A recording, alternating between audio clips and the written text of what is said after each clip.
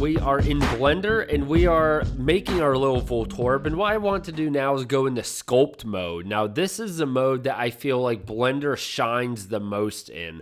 For example, this sphere, Voltorb's body, could probably be done faster in Tinkercad.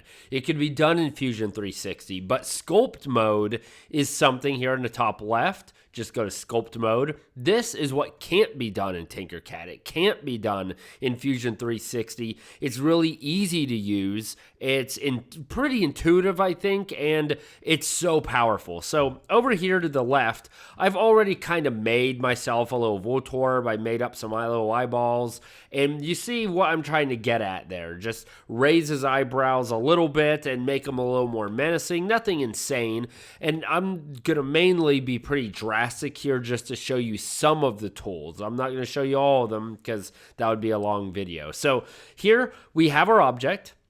And as you know, as I move my cursor around the object, there's going to be this little dot that pops up. So that's where we can really use these sculpt tools. So here, for example, I like elastic deform. So move around, and if you right click, you can change the radius. So that changes how big of an affected area you have. Change the strength. Obviously, that will make your operation more powerful.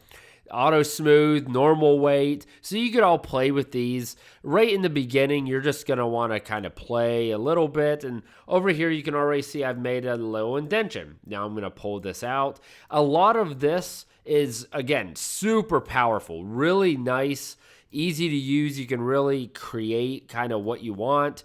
But it takes a little getting used to, and you got to learn what tools you like and fit whatever you're trying to do the best. I mean, I'm not making a very good eye socket there. So let's move to grab. So I like elastic deform. I do like grab. So you can be pretty powerful with grab. You can push in, you can push out. I normally like going to the sides and just moving this in and out. Then up here, I like the blob. I'm a big blob guy. I like the blob. And all of these, again, is you're going to learn what you like the best. You can hold down. For example, let's say we want to inflate right here. You find that dot, and if you just hit left click and you keep clicking, that is going to make a difference. Or you can pull, grab, keep left click in, and then you can drag and kind of move how you'd like. So those four I really like.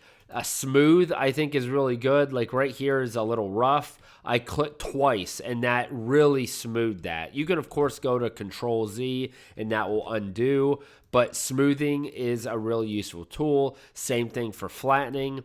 So you can flatten. Then those are the main tools I use. I mean, there's so many over here on the left. Again, I don't want to go through all of them just because it's going to take us too long. But that's how you sculpt in Blender. Go check it out. Each tool is going to be used for different reasons. Like, look, that one I rarely use layer, but it worked pretty well. I can keep playing with this and I think get something that works really well and looks good for Voltorb. So hopefully this helped. Go in, play with some sculpt mode. It's really fun, really powerful, and really makes Blender stand out. Thank you for watching.